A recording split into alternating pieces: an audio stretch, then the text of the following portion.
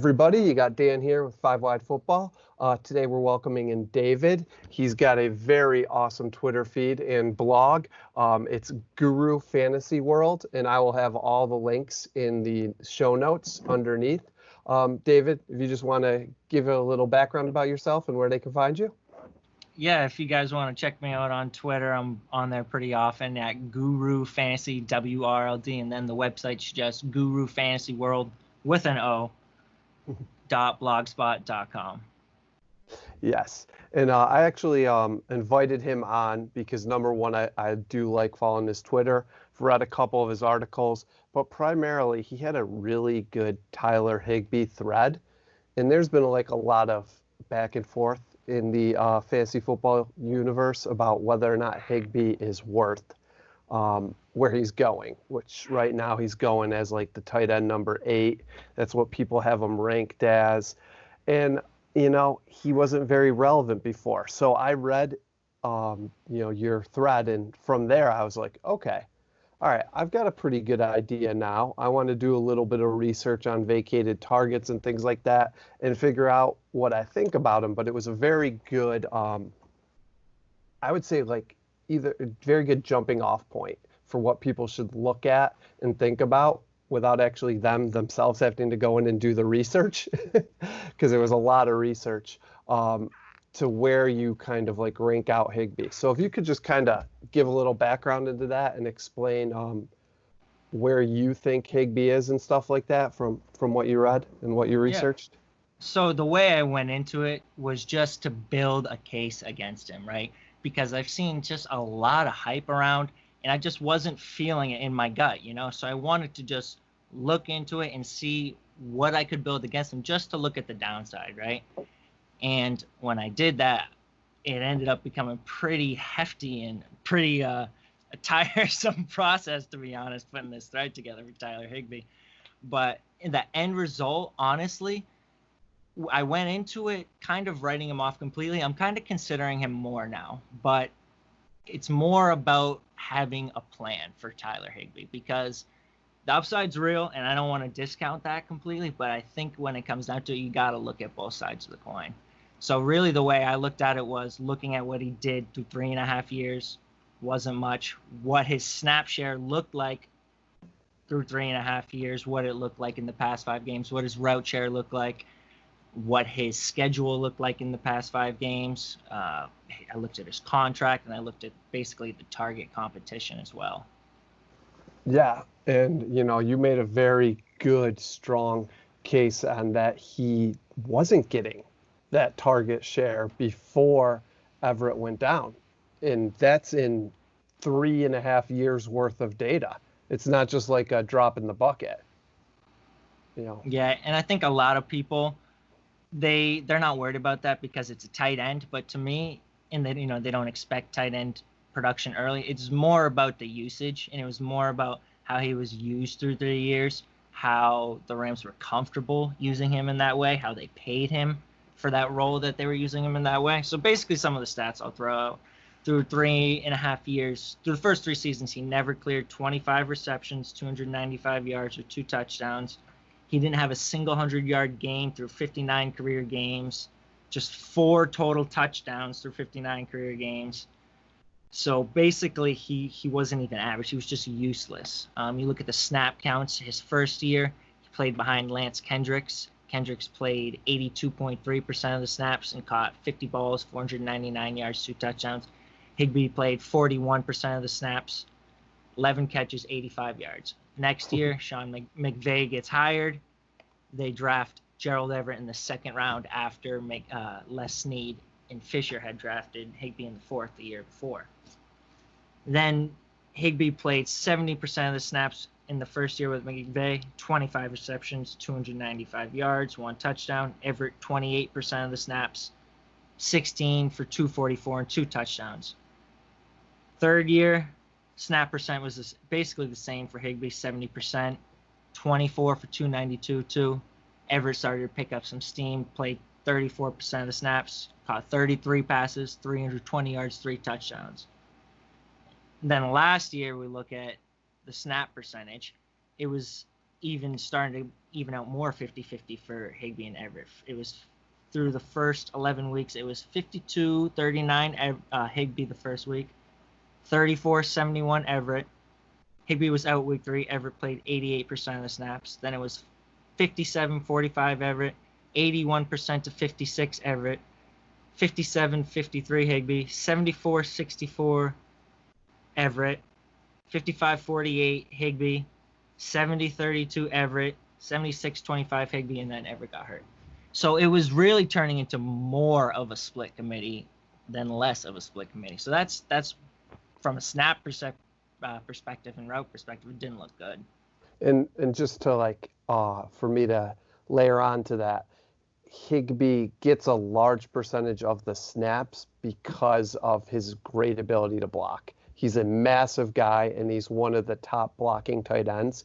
So you also have to look at that, because some of these tight ends are on the field almost every time you have a tight end, and yet they finish the season with 20, 30 catches just because they have a role to fill. And Higbee's role before Everett got injured was primarily as a blocker. Yeah. And honestly, nobody's trying to make the argument that Higbee didn't earn more of the snaps. I mean, I think you'd be crazy to say Higbee doesn't steal some of what was going to Gerald Everett before, right? But you look at the last 5 games, 91% of the snaps, 97% of the snaps, 86% of the snaps, 89, 96. Higbee was playing the entire game minus a couple of snaps. Gerald Everett is going to go in and replace Higbee on at least one tight end sets, at least I'd say 10 to 15% at the bare minimum. And I agree with that. So then I guess my question here is all right, so if Higbee is going to definitely see less snaps, but is it going to really affect his targets because there was 100 and some, what is it? I'm just pulled it up here. They had 126 vacated targets for the 10th most. And they did lose Brandon Cooks, who got a decent amount of the targets. He had 72 of those targets. He had a decent amount of the yards. And they also lost Todd Gurley, so they're probably going to pass the ball more.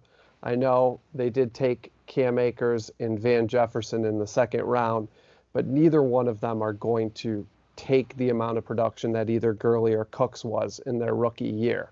So does the added targets to go around, do you think negate the snap share? Because obviously with 126 more targets, you got to figure Higbee's going to be getting somewhere between 10 to 20% of those. So you might be getting 15 to 30 more targets next year. Yeah. And I think that's a great question. That's really the point of this is there's so many questions. I don't think my opinion on that question is any better than anyone else's. We don't know how much Higbee's going to take. We don't know how much 3 wide receiver sets they're going to take. You talk about the vacated targets. We don't know how many targets Van Jefferson is going to take. Is he going to step right into that Brandon Cooks role? Is Josh Reynolds going to take another step forward?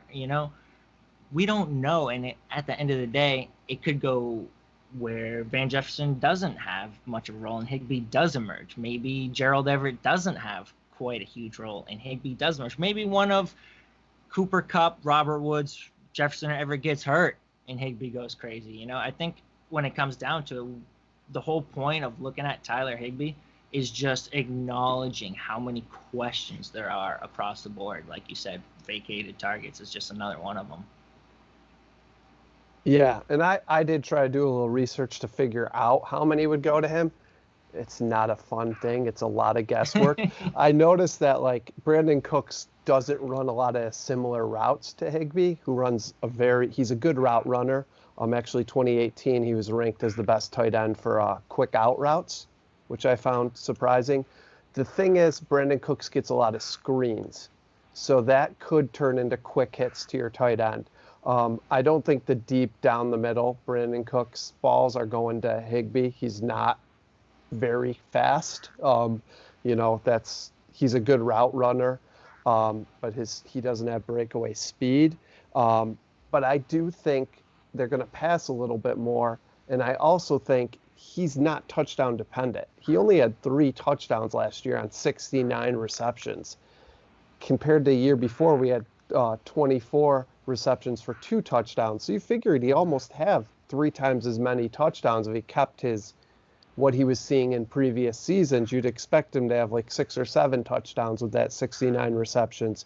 So there's a part of me that's like, all right, so he sees a few more targets when he's on the field, but he's on the field a little bit less.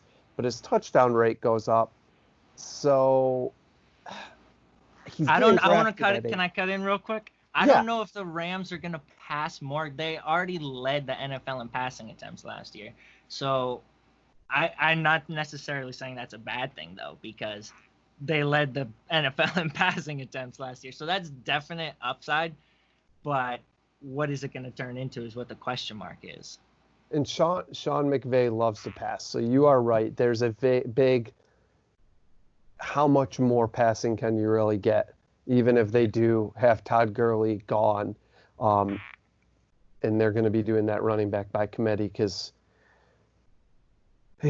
so that's a great point. So that's why I guess as I looked at it, I loved everything you were saying, but I was kind of making the case for Higbee staying at the 8 when I kind of did my research.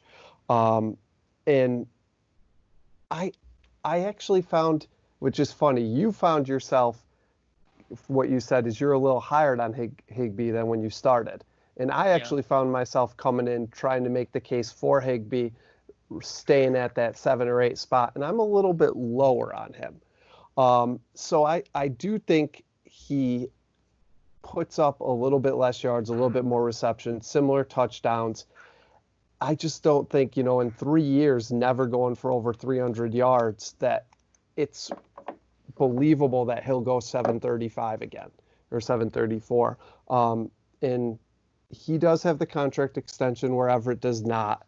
But I think you see a decent regression from Higbee. But maybe Can I talk about that real quick, too? Yeah, go right ahead. Because you talk about the contract, and that was a big part of building this case against Higbee, right? Is why did the Rams pay him? They paid him before he did any of this. They paid him before this 5-game stretch. That means one thing. That means they liked what he is as a blocker. And the fact is, that doesn't make him be a bad receiver, but you need people to block in the NFL. You're not playing fantasy football. You're playing real football. And who else is going to block on this team? Like, is Gerald Everett, who runs a 4.6 240? I mentioned that in the thread probably about 25 times. Is he going to block? Are you going to ask Van Jefferson to block? Cam Akers, he was ranked 99th out of 349 running backs in pass protection out of college running backs last year. That's terrible. Right? 3 out of 349 qualifiers. So that's what, top 30%. Yeah, it's not great. It's not terrible, but it's a question mark. How many of those guys are drafted too? Yeah, and Todd Gurley was a good pass blocker last year, at least according to Pro Football Focus. Darrell Henderson was terrible. So it's like the line. Everybody knows about the Rams line. I don't even have to talk about that. That's a common narrative. Rams line, not very good, relying on 38-year-old Andrew Whitworth. So it just kind of questions, how much are they going to need Tyler Higbee to block? You want to send him out, but you can't just do it. Just send 5 guys on a route every play just because to please fantasy owners, And that runs into a lot of, you also don't want to injure Higbee. So if they're paying him, like you're saying, to be the blocking tight end and he has that role, do they want to send him across the middle a lot? Because everyone knows that guys going across the middle in the NFL, I don't care how big or strong you are, it's just a matter of time before you get a concussion.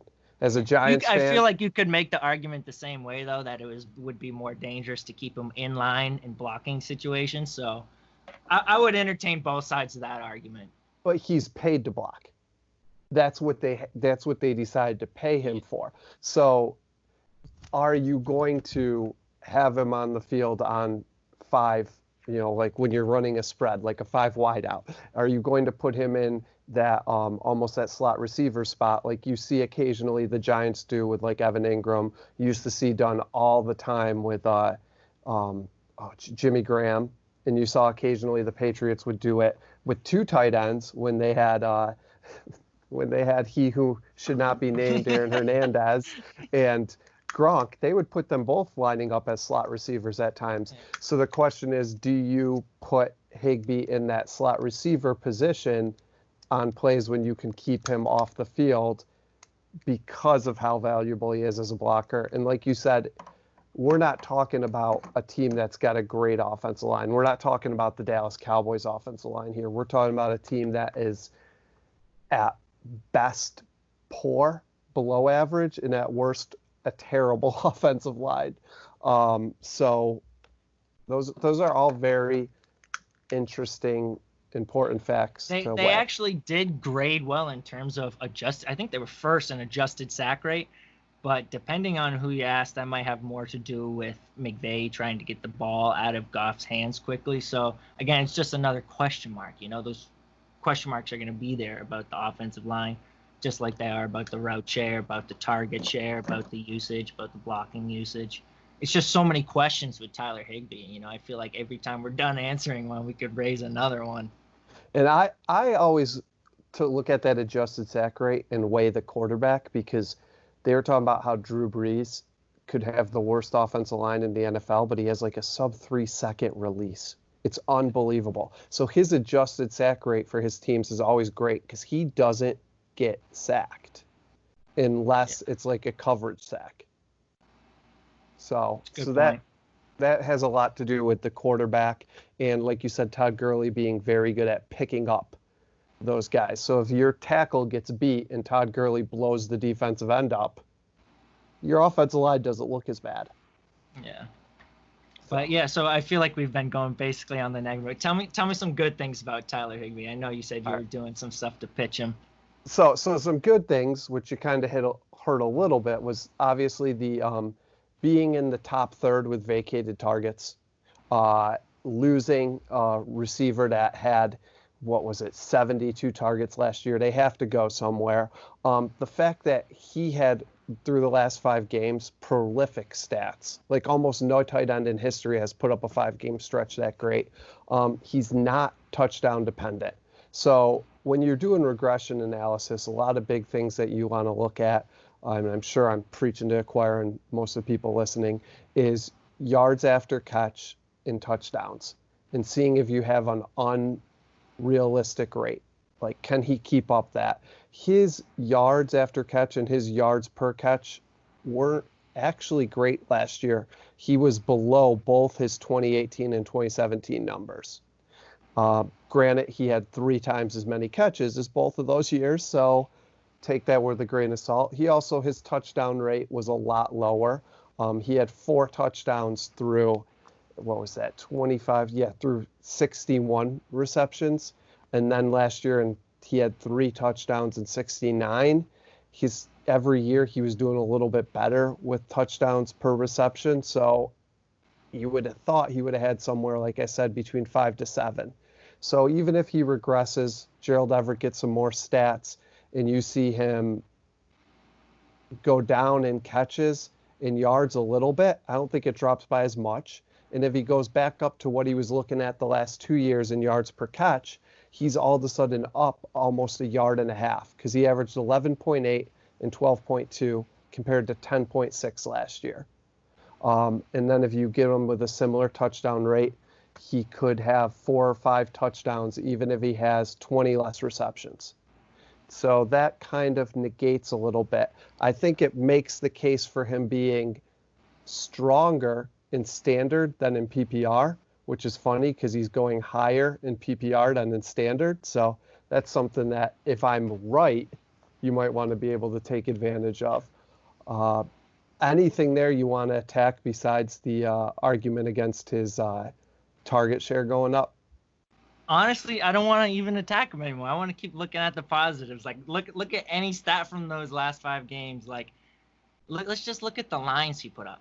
7 for 107 and a touchdown, 7 for 116, 12 for 111, 9 for 104, 8 for 84 and a touchdown. You can discount the schedule, talk about how Arizona was the worst matchup, Seattle was the worst matchup. which I did in my thread. And I think that's kind of why I came out higher on him, is because all these stats for him kind of got force fed back to me.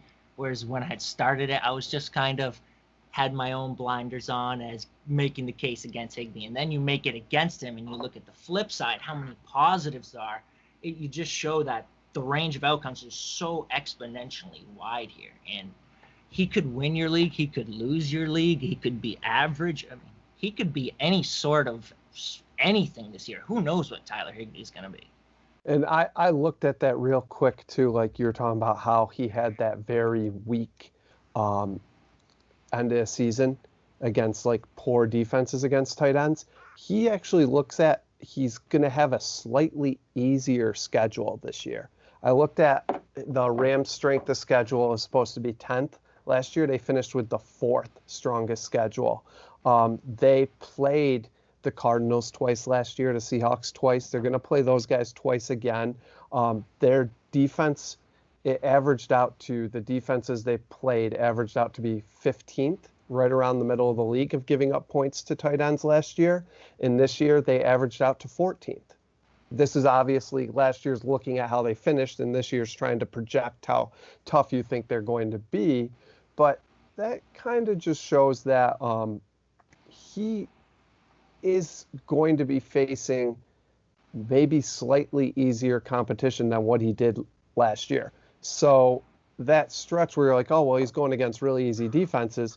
Well, a lot of those were in division, and he'll see those defensive tight ends again, those defenses against tight ends again twice. That came out really bad. He will see the Seahawks and the Cardinals we get 4 times saying. Next year. Yeah. So I almost don't know if that negates it by as much as people think. Yeah. I think the thing for me is I went into it just building a case against him. And when I come out of it, it's more about building a plan. It's building a plan for drafting Tyler Higbee. And to me, it comes down to this, right?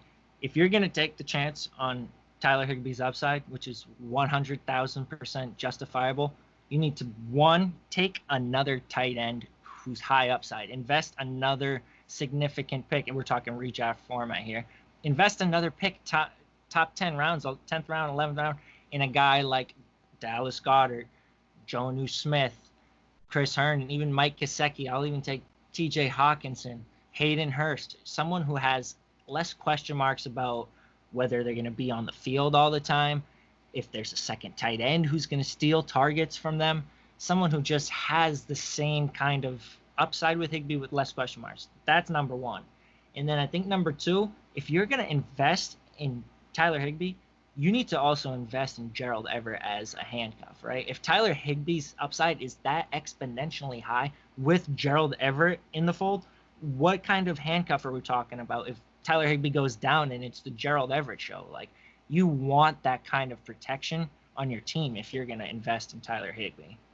Yeah, and as I sat here and did this, I had Tyler Higbee's ceiling at 4, his floor at somewhere around like 16, 17, and his most likely average, I put him right around 10. So I think he's going to be a tight end 1 this year. And I think that a large part with drafting Higbee is where you can get him. So right now he's going 8 in PPR leagues. I don't know if I would want to take him as the number 8 tight end.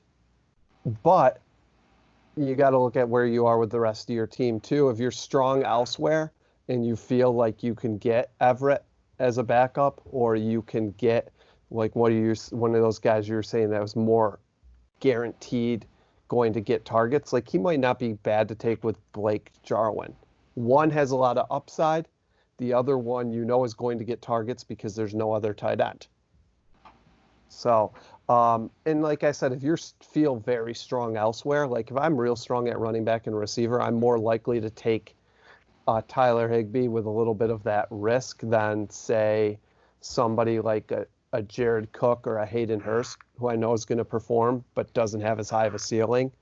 And the other thing, too, when looking at tight ends is Darren Waller, Hunter Henry, Evan Ingram, the 3 guys right ahead of them in consensus ranking, they have question marks too.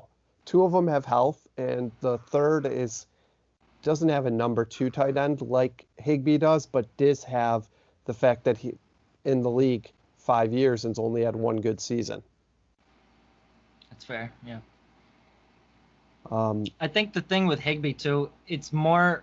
I think in Dynasty, when I look at it, I'm more fading him in Dynasty than redraft. I'm willing to take the chance in redraft. He's 27. If you take the chance in Dynasty, investing heavily in this guy, and he doesn't hit this year, you're not going to be able to flip him. You're not going to have many years after that for him to have a good year for you to get any return on your investment. If you invest in one of these younger tight ends and they don't hit this year, at least you're talking about 5 to 6 more years down the road where they could potentially have a good season. You could sell them. If you don't see it from Tyler Higbee this year or next, I mean, it's never going to happen. That's a very good point. I'm talking PPR redraft. I have them much lower in Dynasty just because like the guys that have the question marks, like I'm talking about like Evan Ingram, Hunter Henry that are ahead of him, they're younger. And then Mark Andrews is younger. George Kittle's is younger. People forget because this was Higbee's first year that, like you said, he's been in the league 4 years. He's 27 years old.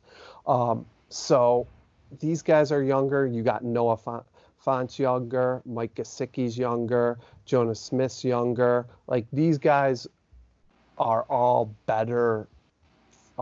Dallas Goedert's younger. They're all better dynasty picks because in the NFL, 2 to 3 years makes a big difference.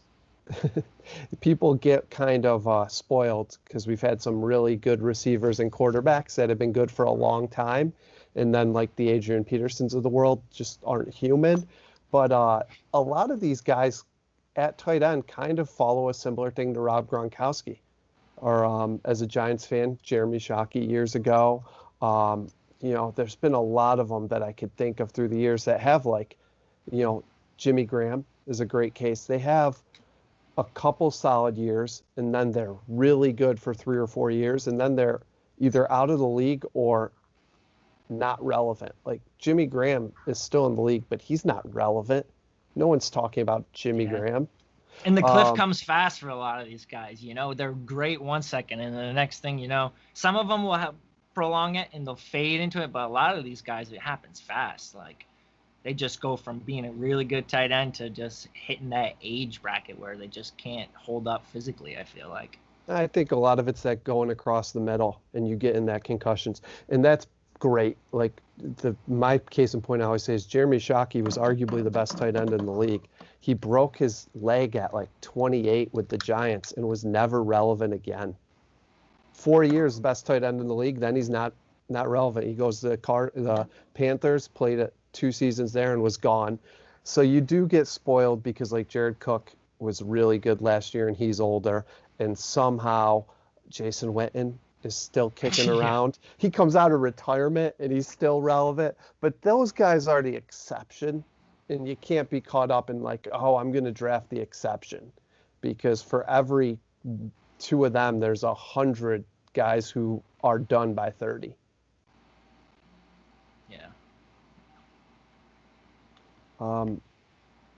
That's about all I got on Higbee. Yeah. I don't know. I mean, I feel like if I beat the Higbee horse anymore, I might as well just write Tyler Higbee on my forehead.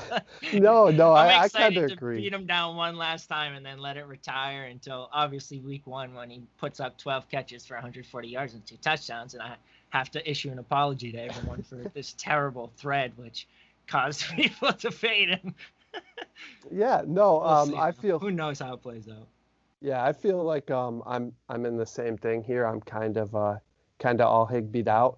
Is the funny part is like I've been real high heading into this year because I got Dalvin Cook in my keeper league on Dalvin Cook, and I feel like I cursed him. So maybe you're going to have the exact opposite, because now I've Dalvin Cook's in contract disputes. I had a doctor on my podcast last week, and I asked, which player in the NFL do you think most likely is going to get re-injured? He's like, oh, hands down, Dalvin Cook's the highest chance. I was like, oh. He's like, yeah, shoulder injuries, those happen all the time. Like, that's the one thing that, off topic, that's what concerns me about Josh Jacobs. I feel like nobody's talking about that shoulder, man. It scares me. Like, I want to love Josh Jacobs. I really do. But if I'm fading Dalvin Cook on the injuries, I feel obligated. I got to put that same kind of question mark on Josh Jacobs. That worries me. He's a lot younger though, and the big thing they said with the guy said with Dalvin Cook is it's both shoulders, and he keeps opting out of surgery. Jacobs didn't have surgery though, and that's kind of what I'm getting at. If he did get surgery, I would have been more comfortable taking him this year. I came my first actual redraft, but even in mocks, I feel like every time I'm ready to pull the trigger on Jacobs, I'll just kind of pick one of those other running backs. Like why take the guy with the shoulder question mark? And though that's a great point, and it's just so hard. It's so hard to tell because there has been guys in the past like Josh Jacobs who have really good rookie years and then aren't existent. Not to get too far in the weeds, like that's why I don't understand why anyone likes Darius Geis. Maybe you do like him, but I'm never No, I'm drafting not. guy. I'm on your side of this one. There's no way. I'm risk averse when it comes to running back. I don't like repeated injuries. Like, show me a stretch of production and health put together, and then I'll buy in. But I'm not buying into someone who hasn't done it and has been nothing but hurt so far. And now Josh Jacobs, did he have injury histories in college at Alabama? I don't think he did, but he wasn't like their clear-cut number one either. I couldn't tell you that one. I'm pretty sure he was a walk-on, or he was like lowly recruited though. I know No, he definitely was lowly recruited because that was his big knock. Yeah. Big knock coming out of college was he didn't get enough touches, which is funny. I was listening to Fantasy Footballers the other day, and they're like, it's such a funny knock. Like if you have less than 100 touches as a college running back, you don't get enough touches. They don't know if they can trust you. And then like if you have more than like 200, it's like, oh, he's probably going to be done by like 2 or 3 years. They've run him into the ground. It's like, what? So the job of a scout. But yeah, that's really all I got. I had a really good time having you on. If you want to give one last outro on where everybody can find you again, just repeat it. And once again, I'm going to put it all in the show notes. Yeah, thanks again for having me on, man. This was awesome to finally be able to collaborate. If you guys want to follow me on Twitter, you can just check me out at Guru Fantasy WRLD. If you want to check out the website, gurufantasyworld.blogspot.com. Yep. And once again, this is Dan with 5 Wide. And if you found my YouTube, I'm hoping you know where I am. But I've got 5 Wide Football on Twitter. And that's the number 5, not spelled out. And then 5widefootball.com on the internet. That's my blog. I don't post on the blog quite as much as Dave does, but I do that. I do occasionally, and a lot more of obviously posting of these YouTube videos. So don't undersell yourself. You're killing it too. Well, thank you, and once again, thanks for coming on. This was really fun and interesting, and I have a collab this week with P2Win. And the funny part is I set this up before, and the collab on Thursday is going to be looking at a couple different players, and one of them is Higbee versus Hunter. So I'm like, oh, I already have all my notes. There you go. All right. Well, have a good day. Awesome, man. You too. Yeah.